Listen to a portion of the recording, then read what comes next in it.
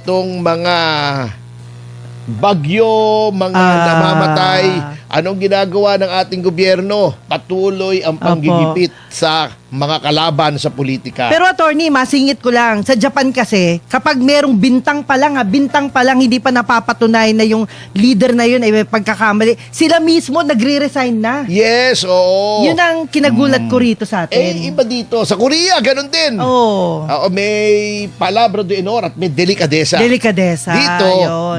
booking na, nandyan pa rin. Ayun. Wala talaga. Masakit. Oo. Nakatotohanan yan. Kapit tuko. Ayun. At yun nga, as I was leading to this topic na dito sa atin, unang-una si Jinggoy, di ba? Opo. Yung Sergeant at Arms, pinagtatanggol lang yung Senado. Ginipit, sinuspinde. Opo. Sino pang sumunod? Di ba? Si Marcoleta. Pinakulong. Plunder daw. Si Bato, tinutuligsa. Yung mga Defensor. kritiko ng gobyerno, may mga demanda. Si Opo. Ka Eric Celis, si General Pokis, si Lorraine Badoy, si Cho Moreno. Basta, kinriticize mo sila, hindi nila nagustuhan yung sinasabi mo, demanda ka. Tapos Patuloy ka. yan. Ngayon, si Alan Peter Cayetano naman, hinahabol ni Ping.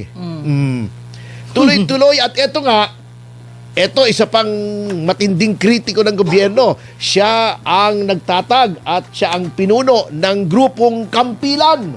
Na ano ito yun? ay malaking aggregation ng mga organisasyon. Iba't ibang organisasyon to. Parang umbrella ito. Tama-tama. Nag-uulan ngayon. Kailangan ng umbrella. Umbrella organization. Na si Jing Paras, dating congressman ito. Dating congressman, dating miyembro ng gabinete. Ganun Ngayon din. naman ay ginigipit. Sinasangkot sa human trafficking kasama si Congressman Lian Leviste na sinasanggot din kasama ng kanyang ina, senador din, si Loren Legarda. Sa plunder naman, walang tigil po ang panggigipit, ang harassment, ang pananakot sa mga kritiko ng pamahalaan. Kaya't narito po, kasama natin sa ating studio, live na live! Yun! Buhay na buhay! Talaga Pati naman. lahat ng ugat sa kanyang katawan.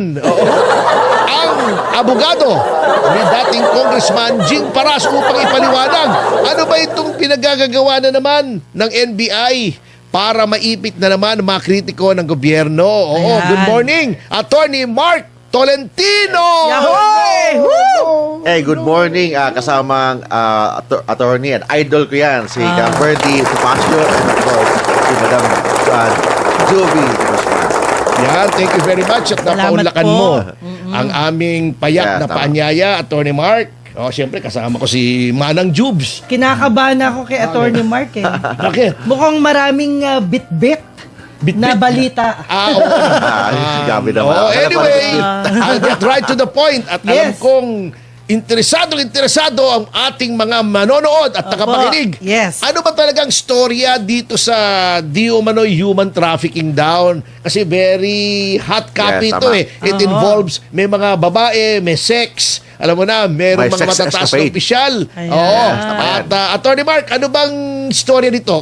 Let's start from the very beginning. A very good place to start. Ang issue dyan, kasamang attorney ka Ferdy, yung tinatawag na tanim pokpok.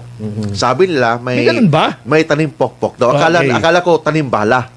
So ngayon, Tanim pokpok na tanim yun. pokpok ng Di ba issue ngayon. pokpok yung ginagawa pagka may Pinupokpok. karpintero ka na, pagpagawa ka ng bahay, di ba? Tanim Di ba yun yun?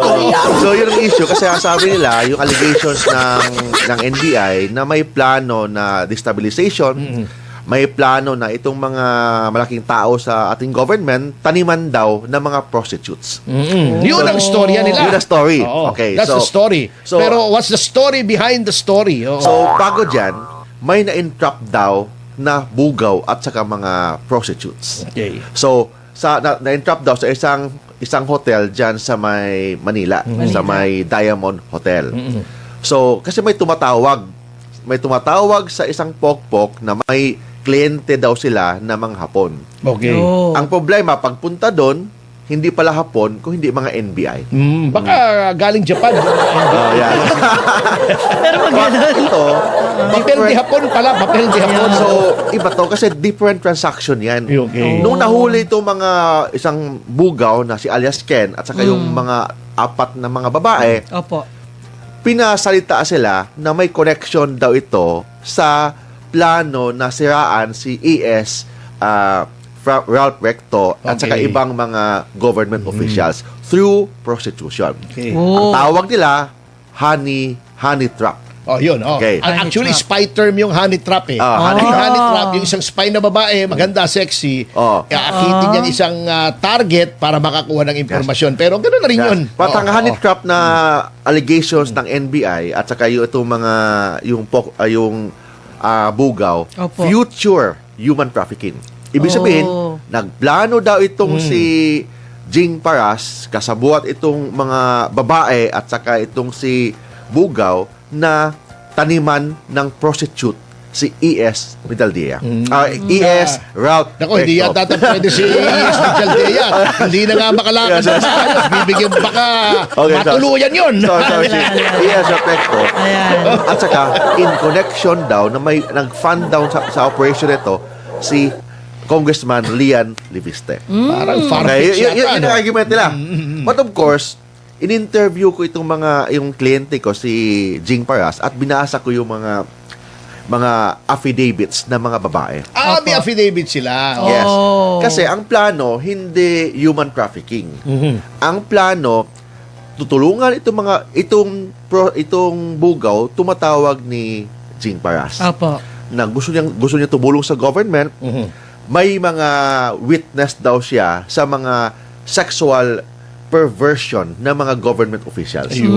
Pervert daw. Opo. So, So, hindi future, nangyari Past. na at sila ay Yes. handang magtestigo. Testigo. Ganun po ba? in 2025 nangyari somewhere in Makati. Ayun. Yes. Oh.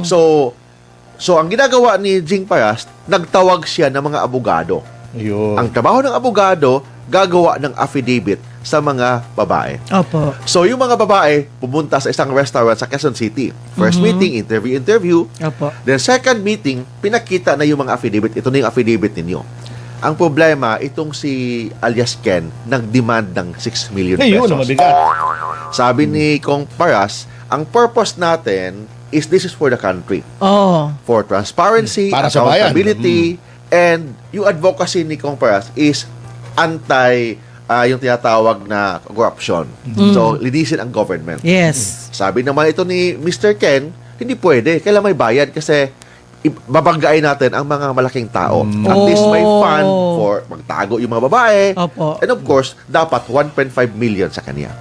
Ayun. Yun yan. Agad-agad. Oh. So, nag-demand ng pera, Ng pera. yung So, manager. yes. So, tagwagin na lang nating manager. Manager. Okay, Yung manager. mga Si manager, talents na lang. Talents Sabi naman na ni lang. manager, kung wala kayong fund, Congressman Jing, kausapin nyo si Lian Leviste. Siya Oh. dapat mag-fund Oh, kasi so siyang sa kanang galing doon kay alias Ken. Siya. Alias pangalan. Ken lahat. Hindi, Bibigay ng walang kaugnayan instruction. si Congressman Leviste. Leviste. wala. Ah. So, kausapin nyo si Congressman Leviste na siya mag-fund ng 6 million. Aba? Oh. Ano ba tingin nila kay Congressman Leviste? Bangko. Made of money. Kasi Oo. yung Hindi isang naman involved, siguro. yung isang involved, kalaban ni Kong Leviste sa local politics in Batangas. Yun naman. Yun ang koneksyon. So, yun ang koneksyon. Yun ang koneksyon. So, ibig sabihin, ang plano is mag-testify itong mga babae na may nangyaring human trafficking somewhere in Makati. So, Involving high government official. Hindi natin sabihin yan. Pero alam na ng mga followers natin yan. Opo. Tapos, binasa ko yung mga affidavit. Okay, binasa ko yung gawa ng mga abogado. Okay.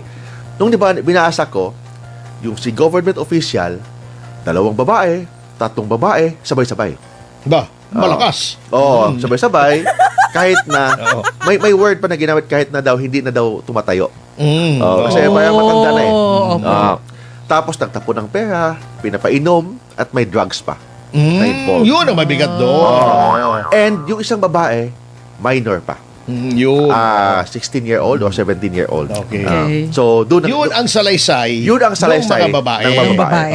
Yun ang nakita mo na affidavit nila. Tapos, nung hinuli na itong si Bugaw, Si Bugaw. at saka yung mga babae, naiba ng kwento. Yun. Binaliktad, naging tanimpokpok na ang usapan. Ah. Yun. So, yun ang story talaga. Ang problema, naunahan si Jing Paras sa lahat ng media. Kasi mainstream media, lahat tanimpokpok, honey trap, nawala na yung totoong story. Totoong Yes. story. Oh. Okay. So, yun ang kwento. Then, ang tanong, kasi we receive a subpoena from the NBI Okay. na pupunta daw kahapon. So, of course, nung nabasa natin ang subpoena, wala nakalagay na anong allegation. Yes, correct. Walang nakalagay. So, we wrote a letter to the NBI requesting na bigyan kami ng copy ng mga complaint or any affidavit or any evidence para alam namin ano yung gagawin namin dyan. Definitely, that is part of due process. Part of Yes. due process. Otherwise, pupunta kami doon, baka mag-fishing expedition. Yun, Correct. oo. O kahit ano lang tanungin, and it will violate the constitutional right of Yes, Jing Paras. correct. Oh. Correct. Sabi nila, sinagot agad. Oo. Sabi nila, hindi daw pwede kasi confidential. Pwede, Ko- pwede yun. Paano Yan, naging- court of the Star Chamber? Oh. Paano naging confidential, Attorney Ferdy? Paano naging confidential na everyday nagpa-interview na sila sa TV? Oh. Ang NBI, pati si DILG Secretary, sumakay na din. So, paano naging confidential?